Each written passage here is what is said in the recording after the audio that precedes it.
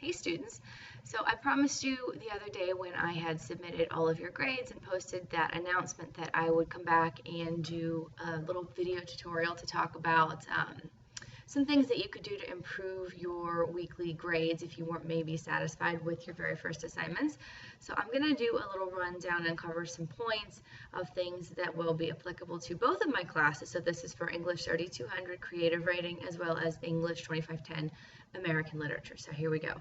The first thing I want to talk about is read the directions carefully. And I can't stress this enough. I always find that on nearly every assignment there is some piece of the assignment that's missing because students just maybe were a little too hasty when they were reading and they didn't know, okay, oh, I had to do all these pieces. And this was a bigger problem, I would say, in my creative writing class this week than in American literature. But just to give you an example, many students with that very first bio and fable assignments, almost every student talked about his or her background and, favorite fiction writers and things like that. But then when it came time to do the family fable written in two different perspectives and also talk about the experience of writing that fable in two different perspectives, that component was lost. A lot of people only wrote from one perspective, or if they wrote in both, forgot to describe what they learned in writing in both. So just again, be so careful. And if you find that you're struggling to see or to figure out, I guess, what's in the directions, my second piece of advice, which is always read the rubric, can be really helpful there. So, if maybe you were a little too quick in reading through the instructions, if you go to the rubric and there's a rubric posted, it's in that little box, and I use that rubric when I grade you guys, but if you read through all of the pieces in that little box, it breaks down point for point where you're being scored. So, you might see, oh man, I didn't realize that this explanation of, my change in point of view was worth 10 points, right? I can't remember what it was worth, but you get the idea. If you look at the instructions and the rubric, you're more likely to make sure that you have all of those pieces covered. And that's one of the biggest ways you get all the points on the assignments. The third thing I want to talk about today is always use MLA formatting. It's just basically the way that you set up your papers when you're turning in assignments. On my YouTube channel, I have a little instructional video. I think it's called How to Use MLA Formatting, something really simple like that. But if you visit my YouTube channel when you're done watching this video, it shows you step by step, if you're using Microsoft Office, how to set up a paper and have all of those types of guidelines met. So check that out. Now for my American literature students, I want to talk about, in addition to having the MLA formatting, making sure you have a citation.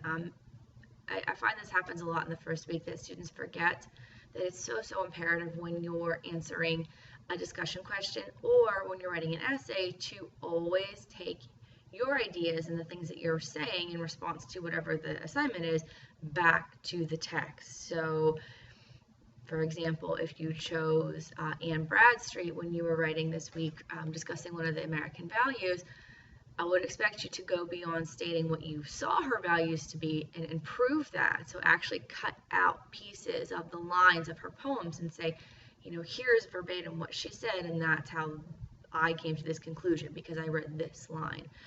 It's really important that you do that. And so in addition to having this MLA formatting, you have to be taking your responses always back to the text, getting proof from the text to back you up as the writer, and then documenting that correctly. When you are citing your sources, you have to have two things. You need an in-text citation, and that can be either a signal phrase introducing, where the quote or the paraphrase is coming from, or it can be an in-text citation, and that's this little parenthetical that appear at the end of the sentence that usually include the author's name and page number if that's the information available. You also have to cite the work. I would be happy if anyone's struggling with figuring out how to cite our textbook. I'd be happy to kind of give you a rundown. I do have resources in the bibliography section that explain how to do that. So if you're stuck, just email me. We do have a few students in the class that have pretty much nailed how to do this, but for the most part, everyone's still kind of feeling their way through it. So don't hesitate to ask if you're confused. The fourth thing I want to talk about, this is huge, participate in discussion. Did you know that your discussion participation, just then what I mean when I say that is commenting on at least 2 of your peers' assignments, as well as answering any comments that are left for your assignment in the weekly discussion threads, that's worth like 20% of your weekly grade. That's insane. So why wouldn't you do that? And it really doesn't take all that long to read through, and you really should be reading what everybody says. I mean, you should be reading all of the posts in the classroom to get sort of the full benefit of what we're learning and what we're discussing. But all you have to do is pick 2 students, read their assignments, and respond to them. And don't just say, hey, I agree, or hey, that was really well done. Take it a step further. Ask questions. If you see something from a different point of view, present your point of view and try to get a discussion going. Think in your head when you're typing this response, you are trying to get a discussion going, just like you have a normal conversation. So think of it in those terms. And again, like I said, if I leave messages, and I really try to leave comments for every single student in the class. So you should be getting a comment from me, and when I leave that comment or question for you, respond to it. So if I pose a question, answer my question. That's what I'm looking for in the discussion points that you'll have each week. And then lastly, the biggest thing I can say is don't ever assume it's too late. Now, I know all of you seem to have read my late work guidelines and expectations, and you understand that I expect you to have this stuff done on time.